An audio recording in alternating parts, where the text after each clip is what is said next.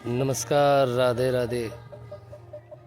सर्वप्रथम तो आज भाद्रपद शुक्ल पक्ष की त्रयोदशी है, तृतीया है। आज महिलाएं तीज व्रत का अनुष्ठान किए हुए हैं।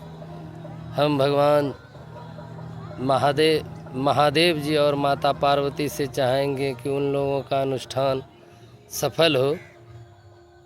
और कल ही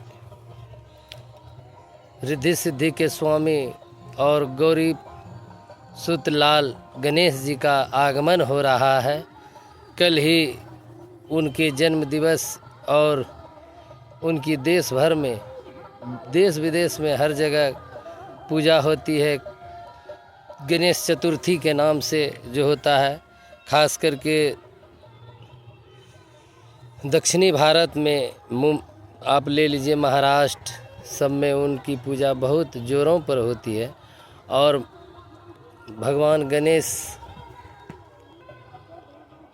श्री गणेश जी का आगमन होता है। और यहीं से, इसी समय दिन से, मतलब एक प्रकार से कहिए कि भगवान गणेश ही प्रथम पूजा के अधिकारी हैं। उन्हें त्रिदेवों ने प्रथम पूजा का अधिकार दिया। इसकी भी रोचक कथाएं हैं, आप लोग भी जानते ही होंगे। भगवान गणेश के जन्मदिन की भी बड़ी ही रोचक कथा है। पहले उनके परिवार के बारे में बता दूं।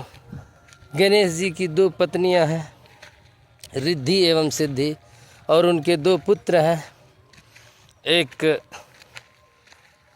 शुभ और दूसरा लाभ। और उनकी एक पुत्री है जिसे माता संतोषी कहे जाते हैं उनको। इन सब की कथा बड़ी ही रोचक है।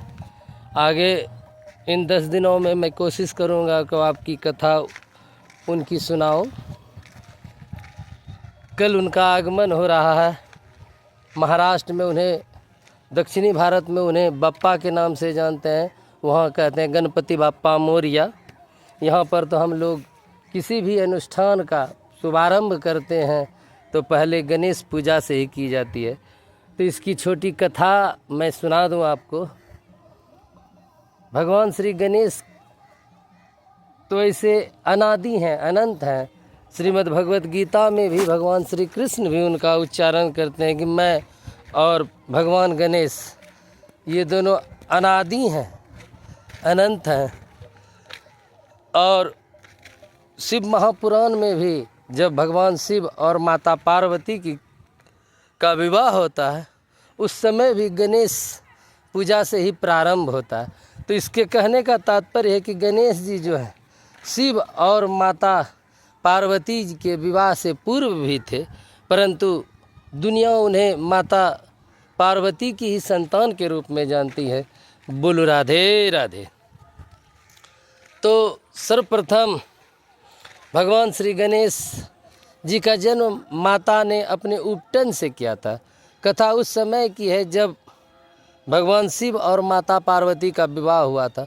पहले विवाह के बारे में तो मैं बता ही चुका हूँ कि राजा दक्ष की पुत्री सती से उनका पहला विवाह हुआ था। और दूसरा विवाह हिमालय राज की पुत्री पार्वती जी से हुआ था, जिसके ही उपलक्ष्य में यह तीज का व्रत मनाया जाता है, जो आज महिलाएं कर रही हैं। इनका मानना है, इस व्रत से मानना है कि माता पार्वती की ही तरह उनके भी वैवाहिक जीवन सुखपूर्वक और लंबी हो, ऐसी ही मान्यता के कारण महिलाएं तीज का व्रत करती हैं। तो भगवान गणेश की कथा मैं बता दूं कि जब भगवान शिव और माता पार्वती का विवाह हुआ, वह सती के विवाह से 88,000 वर्ष बाद हुआ। माता सती और भगवान शिव की जो विवाह हुआ था, तो उसके 88,000 वर्ष बाद जब माता सती अग्निदाह में कूदकर जल गई, तो उससे 88,000 वर्ष तक भगवान शिव ने तपस्या में रत रह गए। और उसके बाद फिर आँखें खोलीं तो बहुत सारी घटनाएं हुई। योगेश्वर तो उन्हें कहते हैं।